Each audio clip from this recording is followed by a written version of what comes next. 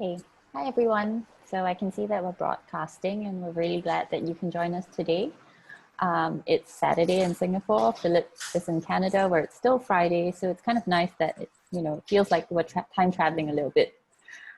So hi, again, allow me to really introduce our panelists today. Today we have Philip, who taught Singapore and Southeast Asian literatures at Nanyang Technological University and the National University of Singapore for many years. He is one of the editors of Writing Singapore, the most comprehensive historical anthology of Singapore literature in English, and the editor of Hook and Eye, the current O-level Singapore short story set text. Philip is also author of the short story collection Heaven Has Eyes. He is presently studying Counselling Psychology at the University of British Columbia, Canada. And we have Nazrul as well. Nazrul Islam is the co-founder and executive committee member of Help Societies International. He has worked in Singapore as an occupational safety, health, and environmental professional for the last 10 years. He volunteers to promote the well-being of society and community in Singapore and Bangladesh. And together with Jinyan, we are co-editing this year's birthday book, and both were really, really pleased with the fact that both Philip and Nazrul have written a little something for us this year. And I thought that I would like to start by inviting both of them to speak a little bit about what you wrote in the birthday book and what inspired you to write it. Either of you want to start? Philip, maybe? Sure. I mean, Nazrul, if you want to go ahead, I'm happy. No, yeah, Phyllis, you go ahead. Yeah. Okay, I'll go ahead. Right. Yeah, and then we'll try. Yeah, I mean, so what I wrote came out of what I'm doing at the moment, which is studying counselling psychology. And I've become interested in the last year in a form of therapy called narrative therapy. And this form of therapy says that what often happens is that we adopt stories from society outside of us, and we internalize these stories. So you might say to yourself, I'm a stupid person because I don't succeed at school. Or I'm a bad father because my children are not turning out as I wish. And then what narrative therapy says is, well, let's try and look inside ourselves for traces of other stories, maybe more empowering stories, and let's bring those out. And so I kind of thought, well, what would happen if Singapore as a nation went to a therapy session? And what would happen if we began to go back and find traces of other stories from a time when maybe things are much more idealistic, from the 1950s and 1960s, when Singapore was becoming independent, and when people really thought we could change the world. And maybe I think especially the idea of giving that Nazrul actually writes about too, right? The idea of giving without any hope of reward, of looking beyond yourself and your family, the whole of society. Could we discover some of those values again? So that's what I wrote. Thank you. Nazrul? Thank you for having me for this wonderful books for birthday book Singapore 2020. And then in this book, I actually wrote about why we should giving back to our society. Does it matter to us? Yes, so last 12 years, my journey to Singapore, and I was a drop-off student from junior college. So since then to the date, so what are some difficulties I faced along the way? So based on that difficulties, how I overcome, and then many migrants, how they overcome as well, not only migrants and others how can benefit our society. As I believe that giving back to society, not a task, it is our responsibility. So how we should perform our responsibility. And I also talk about how to overcome our fear of public speaking and how I did it.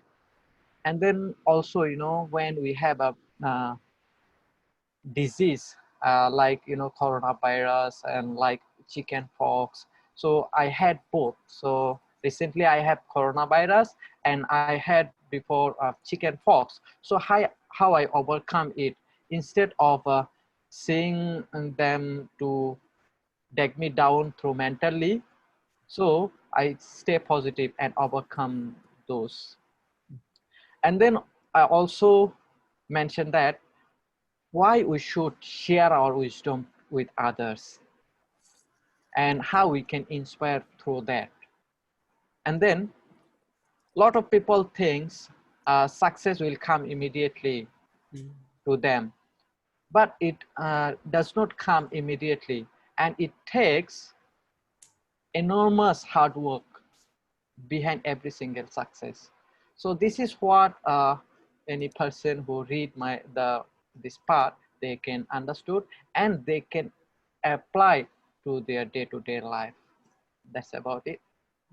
Wow, I really love the idea that both of you are talking about sort of, the personal and how that can be articulated, whether it's through talking to someone else, communicating with someone else, or whether it's through sheer action. And those are ideas I hope that we come back to. But we did sell this session as talking about home and what that idea of home means. So I'd like to just kind of start that conversation by asking, both of you and Chin Yen as well, what does home mean to you?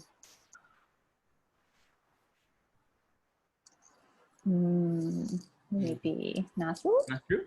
Oh, okay. To me, home is a safe haven and comfort zone to us. A place to live with our families and pets and enjoy with friends. A happy place where we can live and love and learn together. It's somewhere where we are love, respect, and create a healthy environment with our neighbors.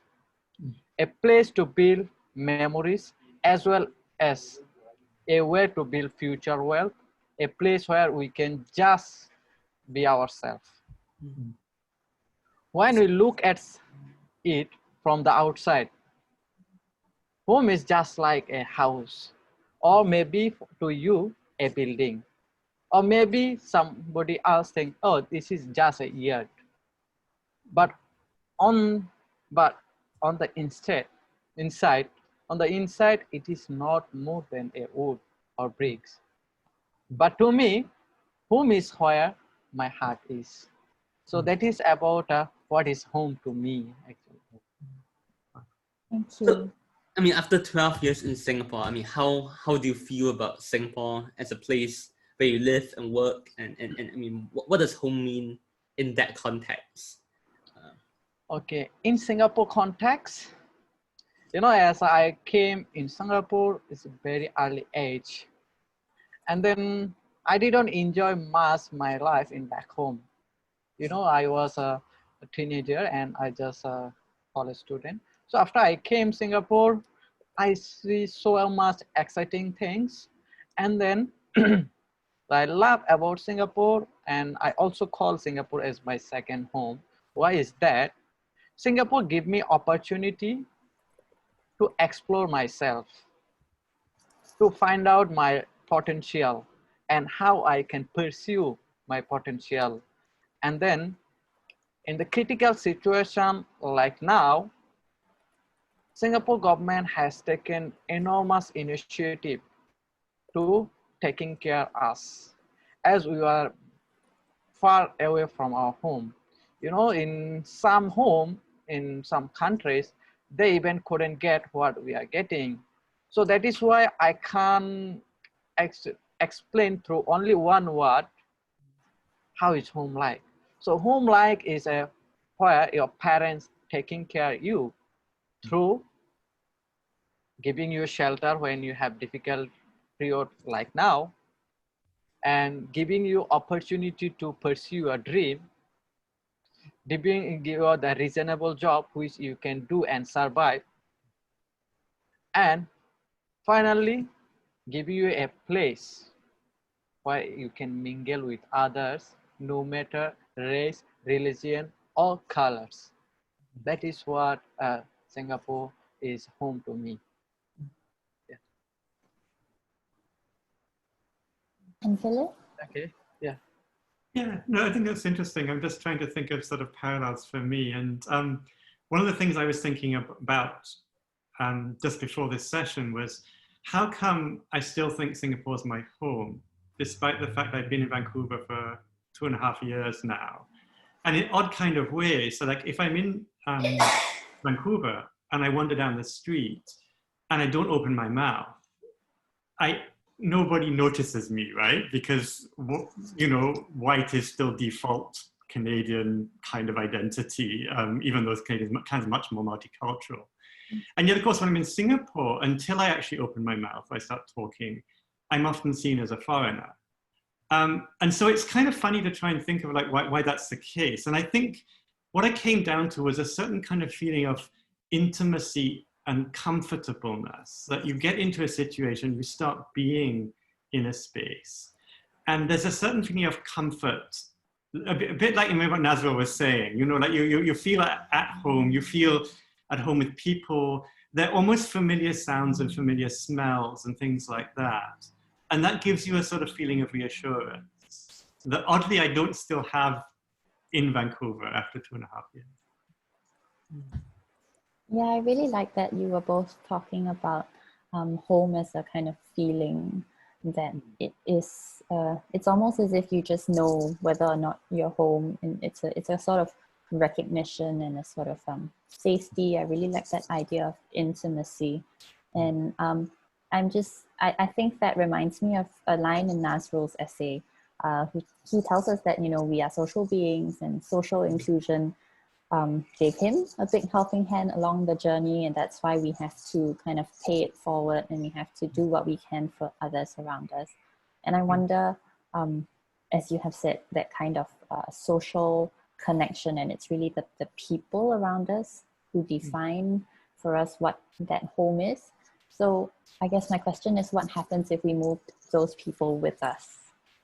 Could we create homes elsewhere? What do you think?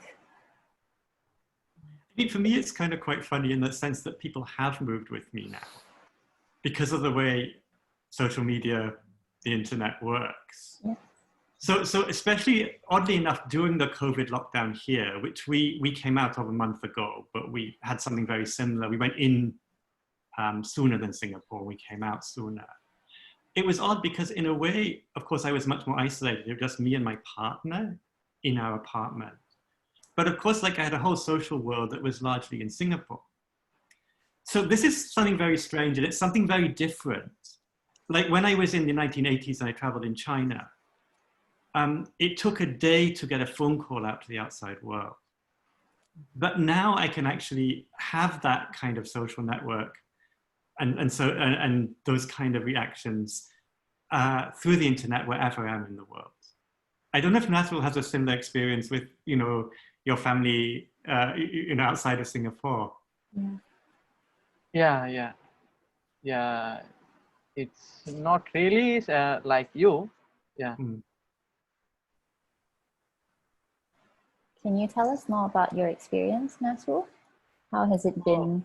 You know, how do you keep connected with the people? Oh, okay. So for me, to connect it with my families and friends, and with my 2 little daughters, is only through virtually. And I visited last year, and you know, during this pandemic situation, we missed them a lot. And in this particular time, they should have me with them, and I could do something better for them. And everyone are worrying. In this particular situation, the communication and the social media we are talking about is, there is a lot of positivities, and then there is a lot of negative as well. To be positive, and this bring us hope, we're getting a new news, vaccine on along the way will come soon, and some scenario whereby I see in my hometown or some in my neighbors, and where people get infected that nobody knows, and then when we asking them, or they say I don't know. But by staying in Singapore, I know earlier than them through the social media. And this is something is great about. And then negativity is sometimes rumor is spreading faster than what are the positivity are spreading around the globe. So in context of this particular things, to communicate with the family and social media is difficult. So we just use as, you know, although we use, but you know, sometimes it's difficult for in terms of with the little kids come out in the social media and due to lot of negative people. Yeah. So it's about it. Well, so maybe this is a good time for us to just say that there is a Q&A box available. So if any attendees listening at home have any questions for our panelists, please type them in the Q&A box. And we actually do have our first question from Raihan. So Raihan says that every individual has a different potential talent, going back to what Nazrul said, but many people don't explore themselves as they're shy. So what suggestions are there for them to explore themselves? And maybe both Nazrul and Philip can take that question from your very different, similar. Nazrul? Okay, to me, to answer this particular question, Rahan Bhai is one of my classmates and good friend of mine as well. So thank you, Rahan Bhai, for posting this question. To find out individual potential, it is a huge important for a person who want to develop his personally and professionally. So how he or she shall do that? Number one, they need to identify themselves, who they are. And they need to do a mind mapping 360 degree. In the left side, first they identify what are their strengths and what are their weakness and what they desire to be. And then they need to also identify if they want to grow professionally, what skills do they require to have? And personally as well, and how they can communicate to do that as well. And then once they get to know that, so they know their weakness, they know their strength, and they know is their skills. And then furthermore, they need to know the potential skills which are required. And then by analyzing both of those, they can see what are the opportunities, what are the potential they have locally and internationally. And once they get to know, and they need to see the organization, or if they want to be entrepreneur, they need to see three things. They need to see the organization values, organizations, the work environment, how does it works. If the environment is toxic, they should avoid that. And then if they have the potential, if they have their potential particular things, let's say somebody have potential of public speaking, somebody may have a potential of writing, somebody might have potential in different industry, somebody might video making, right? So once last 2 weeks before, I attend a seminar called Unstoppable Virtual Live Seminar. It was a 3-day session. In this session, we learned a lot of things. So one of the key things is that we human do a lot of things every day. You just track your record for 3 months. Do the record, what individual activity you every day do, and do prioritize in order to identify your potential. Once you prioritize, you see which particular job give you high values, high return. And then which are the activities give down your morale or you couldn't achieve what you want to achieve. So if somebody find out that particular way, they will know what is the potential to grow. And then from there, take all those positivity which work for you, and you can earn more, or you can put the positive values to societies or any particular communities. So that is how you can find out your potential, and then from there and pursue your dream. So don't take something everybody taking, everybody good as. Identify your potential and go from there. That is how you can find out the potential. I hope I answered the question. Thank you. Thank you. Maybe I can just add a little bit. I mean, I agree with what Nazrul said. I think sometimes the problem often is you don't know your potential or your talent until you try it out. And yet trying it out can be very painful because you might go wrong or something like that. And actually I was doing a course in career counseling, and I came across quite an interesting concept called planned happenstance. So planned is organized, and happenstance is something that happens by coincidence, right? It doesn't really, it's luck. And I guess this theory says that in a way what you should do is explore what draws you in, or what you feel attracted towards, and you put yourself in certain kind of positions and see what happens.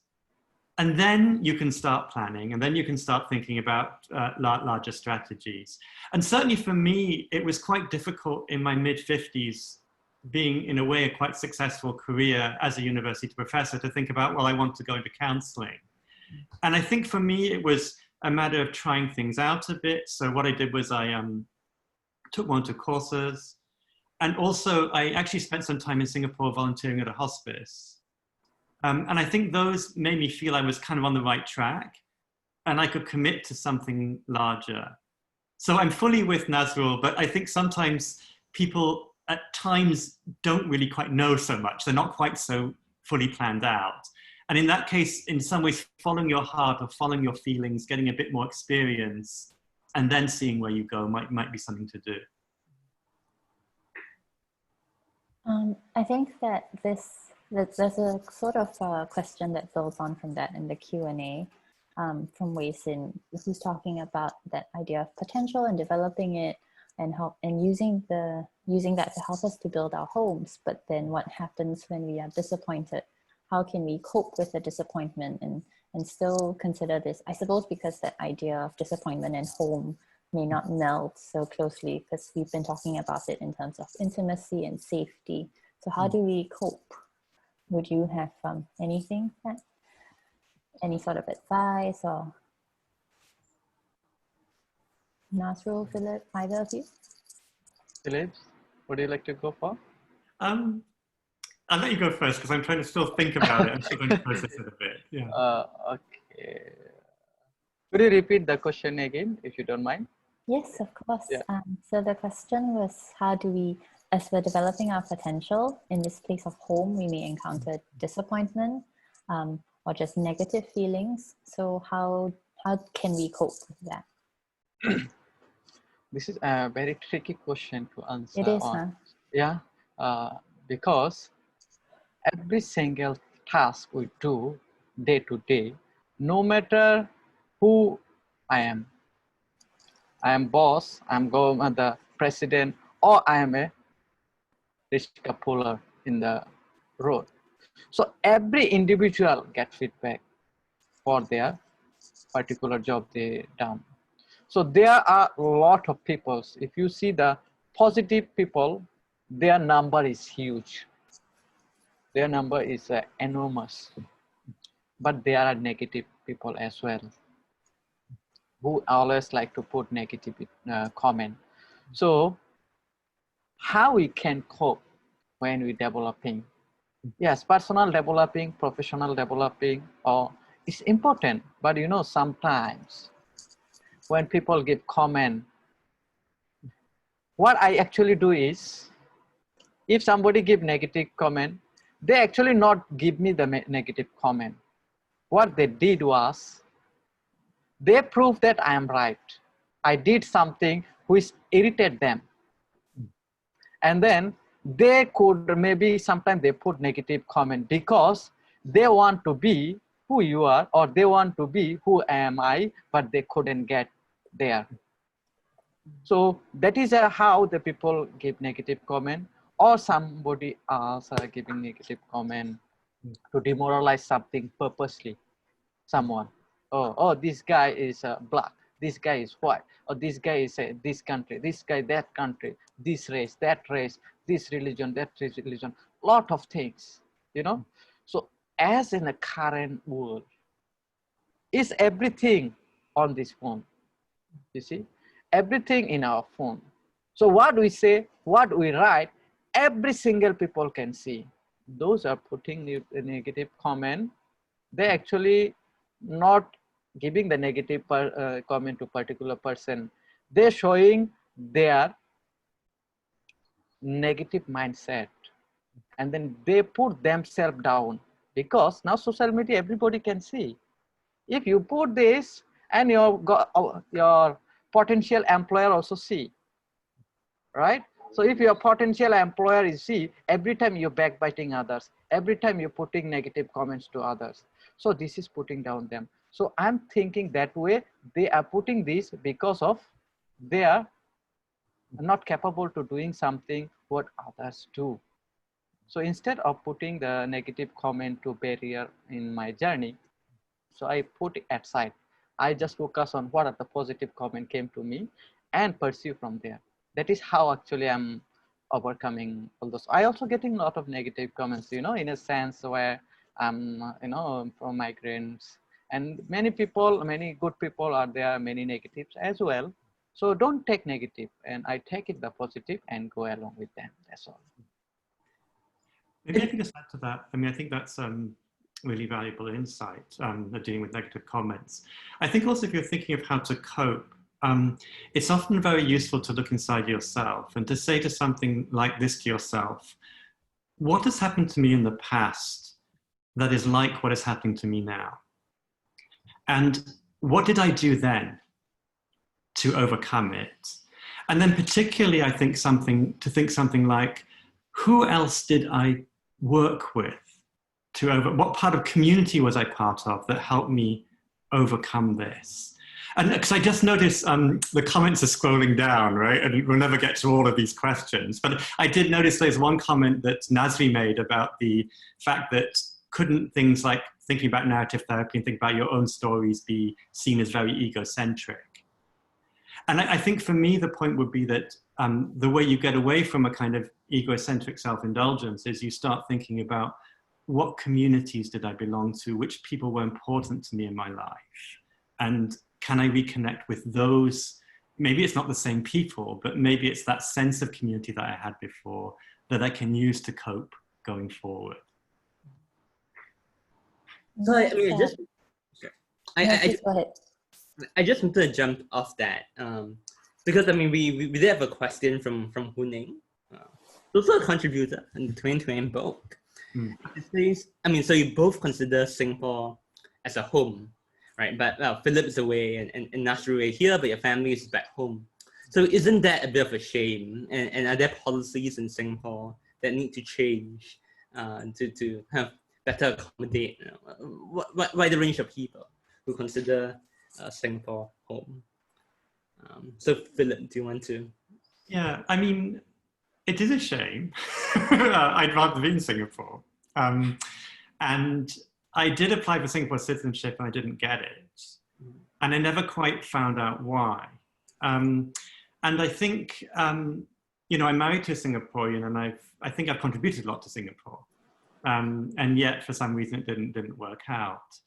And there was also something going sort of passed on the feed as well about Singapore versus Canada. And one of the things that is different about Canada is it's very clear what you need to do to get citizenship, right? And there's a series of things, hurdles you have to jump through. So for me, that kind of uncertainty about what one has to do to gain citizenship is something that has caused me difficulty. And I'm obviously quite privileged. I can choose to go to other places as well.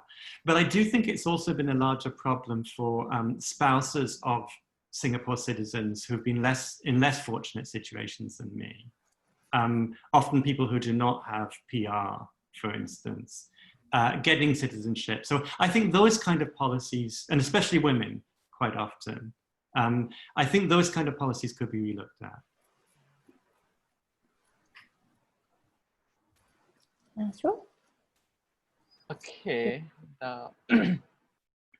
Yeah, sometimes, who do not want to stay with their family? Can you find anyone? Anyone? You can find none of us. Everyone want to stay with their family. They want to take care of them. They want to enjoy their life. And every single person don't have the opportunity. Everyone not born with golden spoon. Many people have their background, So, and then when I come a situation where you need to, in order to survive your life well and support your families to grow, you need to sacrifice. You need to sacrifice something. And somebody sacrificed their time, somebody sacrificed their money. To me, I sacrifice my family life to assure my brothers are study well, my sisters are study well, and my families put with enough foods, enough shelter, so that they can survive. In life, not only about to spend with your family. There are a lot of peoples, they are very happy to be husband, to be wife. What happened at the end? When the limitation of opportunities arise, they divorce, right? And then what they thought that, oh, I should not have the family. It's better to be alone. So some people realize after that, once they break their family. To me, why I call Singapore is a family. My career started here. I want to be like you as a citizen, because why? I drop all my sweat. I grow here for last 12 years. Why I am here? I'm here not only for me. Yeah. I'm here to build this country. Why? Because I have lack of opportunity to do the place where I born. And then this world is not owned by any individual. This world is a like globe. So as we're talking about globalization, why are we thinking about the narrow-minded, put our mindset and narrow, why this guy come? And many people say, oh, this guy come here and do this. Do you want to go some other place where is there better living condition than Singapore? I think you are. If you can go do that and you want to do that, why not others? And then, okay, and then in Singapore, we have lack of opportunity to become what you are, but we never feel that something it should demoralize us, but we try. We try our luck. We try our best. If opportunity, it's luck, no favor. If opportunity is not there, if there are many people are applying for same things, and somebody will get, I might not get. Likewise, Philip said that he has applied for citizenship, but he didn't know what is the reason he has been rejected. And this situation, not only Philips, many people are facing because of limitation of space, limitation of resource, limitation of people interest. But to me, sacrificing my family and leaving them behind, and not because of I want to survive my life. I want them to grow. That is what actually I am here. Yeah. I think I became a bit emotional. Sorry for that. Yeah. That's good. Nazrul. And actually, what you have both said introduces that sort of new element of there is home, and then there is nation or country, and very often we kind of collapse the two ideas together. And I'm wondering if there's anything that it's a really, that there's so much there to unpack. And if there's anything that either of you would like to add at this point to that idea, we would really love to hear your views. I think maybe what I would just say is that I think Singapore is more than just a nation, and that we often conflate Singaporean with citizenship. And yet I think both Nazrul's experiences and my experiences are very Singaporean experiences. And yet maybe they're not given quite the legitimacy they might be in other kind of contexts. And I always like, when I think about Singapore, I think about Guo Kun and Guo Kun's sort of image in Descendants of the Eunuch Admiral, when he talks about Singapore as a kind of a ship. So it's like, you think of Singapore like it's an island, but it's like a ship and it's moving through time. And I think that's a wonderful way of thinking about it. So and there's a boundless sea around, and there's all these possibilities of trade and exchange going on. And I think in some ways that's the core to me of my Singapore experience. It's not actually nationalism, which is important and does have a certain kind of place, but there's something bigger about Singapore than simply being a nation state. Thank you. Yeah, I do agree with Phillips. Yeah, it's like a boat. It's like a ship. Yeah, and then Singapore is a place where it's a global hub, where every business thread going on here day to day, and then that's about it.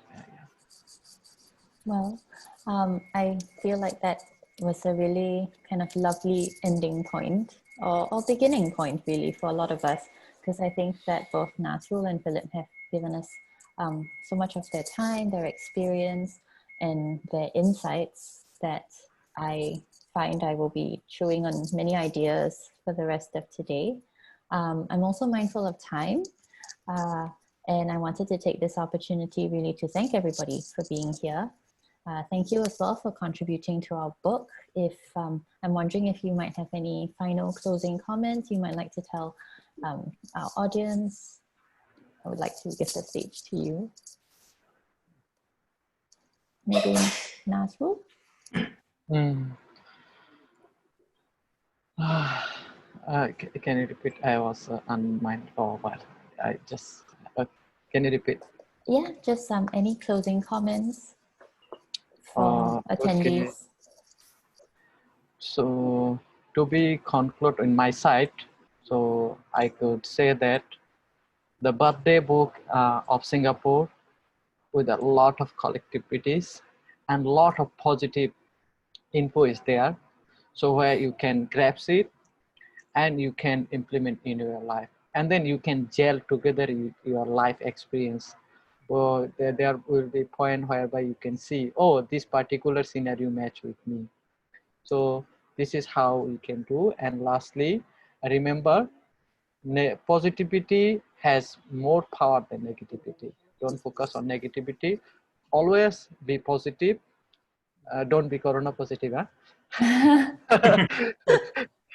Okay, so stay positive and give back to the community. Okay, that's all.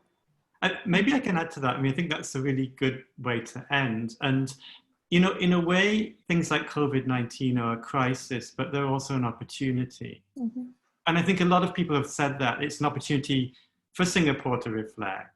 I mean, I think one thing that's been big reflection is the way that migrant workers have been treated in Singapore in the last few months. But also other possibilities too, like, I mean, Singapore's reliance upon external trade, the way in which we think about our society in terms of what the government might do in terms of social interventions to support people. All those things have actually been brought up through COVID-19. So, I mean, I think Nazrul was absolutely right about the positivity. It seems like a very dark time. And yet, in these dark times, often something very exciting could happen. And I think I'm thinking that this year's birthday book hopefully will be maybe a beginnings of some of these really positive little shoots that are coming up, and that will get us thinking about future directions. Yeah, I think when Junyan and I first started on this book and we thought about seeing clearly, it was entirely with the year 2020 in mind and not wanting to let a good pun go. But I think we've had really the privilege of bringing together lots of contributions which are deeply reflective and very, very insightful. And yes, thank you for closing on that note, Philip. And thank you to everyone. We hope that you have a lovely weekend ahead. And yes, do stay safe. Stay home still, although the stores are open in Singapore. And we hope to see you soon at our next event. Thank you. Thank you, Nazrul. Thank you, Philip. Thank you everyone so for much. joining. Thanks, everybody. Lovely. Take care.